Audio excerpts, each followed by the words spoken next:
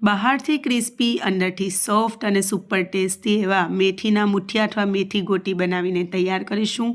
બિલકુલ મેથીનો કડવો ટેસ્ટ નહીં આવે, ખૂબ જ સરસ અને બહુ જ ઝડપી બનશે। પરફેક્ટ માપ સાથે આપણે તમને બનાવતા બતાવીશું।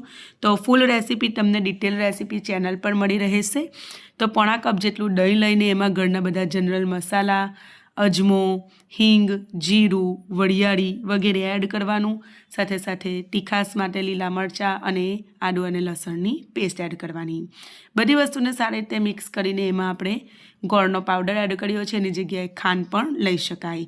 સાથે સાથે તલ એડ કર્યા છે, થોડું તેલ એડ કર્યું છે અને બધી વસ્તુને મિક્સ કરીને એમાં 4 વાડકી જેટલી આપણે મેથી ધોઈ કાપી અને સમારીને એડ કરવાની છે। તો 4 વાડકી જેટલું આપણે એક માપ લીધેલું છે, એની સામે આપણે 2 વાડકી જેટલો લોટ લઈશું। તો 1 વાડકી બેસન, 1 વાડકી ઘઉંનો કડકડો લોટ લઈશું।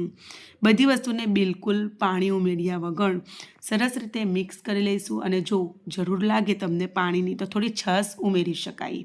આ મુઠિયા બનાવીને 1 અઠવાડિયા સુધી આપણે એને એન્જોય કરી શકીએ છીએ। હવે હાથને ગ્રીસ કરીને એમાંથી મનગમતા શેપના મુઠિયા કરી લેવાના અને મીડિયમ ગરમ તેલમાં આપણે એને ફ્રાય કરી લેવાના। તો ગેસની ફ્લેમ આપણે મીડિયમ રાખવાની અને અંદર સુધી થાય ત્યાં સુધી આપણે એને થવા દેવાનું। તો ફ્રેન્ડ્સ એકદમ ઝટપટ બની જાય છે, બહુ જ સરળ છે।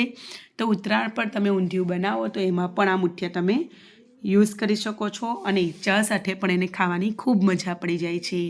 તો રેસીપી જરૂરથી ટ્રાય કરજો। ફ્રેન્ડ્સ ચેનલ પર પહેલી વખત આવ્યા છો તો પ્લીઝ ચેનલને જરૂરથી સબસ્ક્રાઈબ કરી લેજો, જે બિલકુલ ફ્રીમાં છે।